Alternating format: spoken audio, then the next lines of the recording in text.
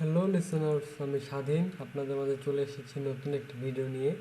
তো আজকের ভিডিওতে আমি আপনাদের সাথে আলোচনা করব জেপিজি বা পিএনজি, যেটাকে বলা হয় পিকচার ফাইলকে কিভাবে পিডিএফ ফাইল বানাতে হয়।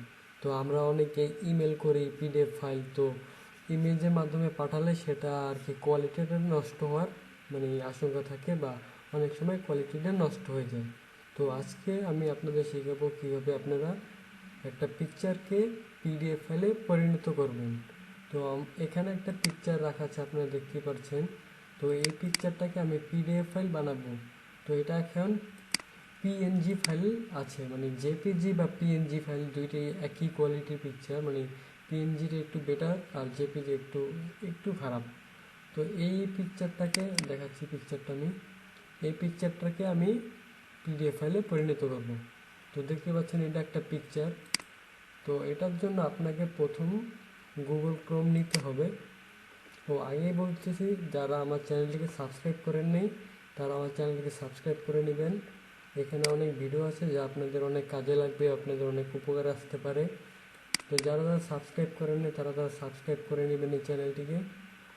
তো দেখাচ্ছি আপনারা কীভাবে করবেন। আপনারা নতুন একটা ট্যাব খুলবেন, তারপরে আপনার পিকচারটাকে মাউসের লেফট বাটন ক্লিক করার পর প্রপার্টিসে ক্লিক করবেন। তো এখানে দেখতে পাচ্ছেন অনেকগুলো অপশন আছে। তো এইখান থেকে আপনি লোকেশনটা কপি করবেন, এই যে এই লোকেশনটা আপনি কপি করবেন। তো এই লোকেশনটা আপনি কপি করার পর আপনি গুগল ক্রোমে যেয়ে পাস্ট করবেন, এখানে নিয়ে পাস্ট করবেন। তো পাস্ট করার পর আপনি এটা সার্চ দেন।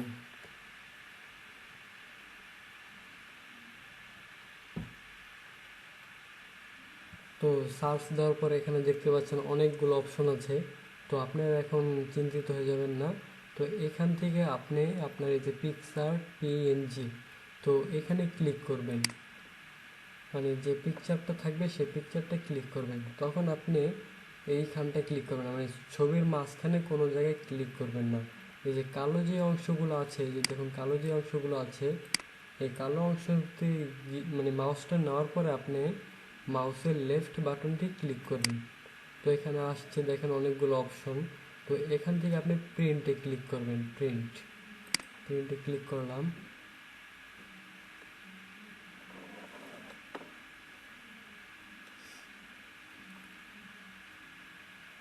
একটু স্লো কাজ করতেছি, তো আস্তে করতেছে। তো দেখতে পাচ্ছেন এই জায়গায় কিছু অপশন আসছে নতুন নতুন।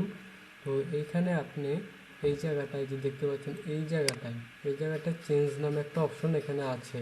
তো চেঞ্জে আপনি ক্লিক করবেন, এখানে তো চেঞ্জে ক্লিক করার পর আপনি দেখতে পাচ্ছেন এগুলো অনেক অনেক অপশন আসছে। তো এখান থেকে আপনি সেভ আস পিডিএফ, তো আপনার পিডিএফ ফাইল হয়ে যাবে। তো সেভ আস পিডিএফ,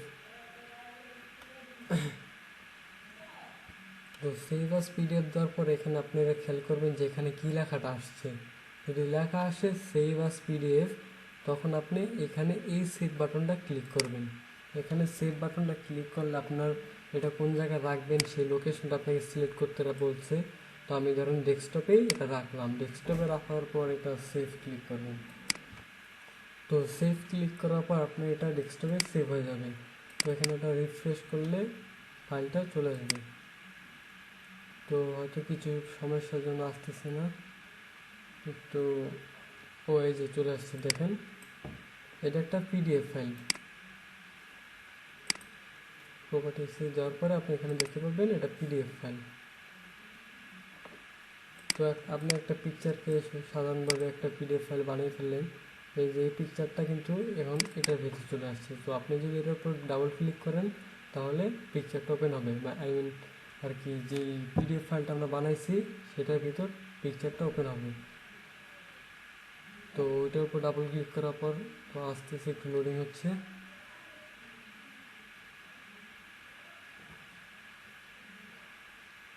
তো দেখতেই পাচ্ছেন আমার এই পিকচারটা এখন পিডিএফ ফাইলে পরিণত হয়ে গেছে। তো এইভাবে আপনারা একটা পিকচারকে পিডিএফ ফাইল বানাতে পারবেন খুব সহজে। তো এই ছিল আজকের ভিডিও। আপনারা ভিডিওটি ভালো লাগলে লাইক দিবেন, কমেন্ট করবেন। পরবর্তীতে আপনারা কীরকম ভিডিও চাচ্ছেন সেটা লিখে কমেন্ট করুন। আর যারা যারা আমার চ্যানেলটিকে সাবস্ক্রাইব করেন নাই তারা আমার চ্যানেলটিকে সাবস্ক্রাইব করে নেবেন। তো এই যে আমার চ্যানেল, এখানে আপনাদের অনেক মানে হেল্প টিপস আমি দিয়ে রেখেছি, তো আপনাদের এই ভিডিওগুলো প্রয়োজন হতে পারে, তো সাবস্ক্রাইব করে রাখবেন আমার চ্যানেলটিকে। ধন্যবাদ। আজকে ভিডিওটা এই পর্যন্তই। পরবর্তী ভিডিওর জন্য চ্যানেলটিকে সাবস্ক্রাইব করে রাখুন।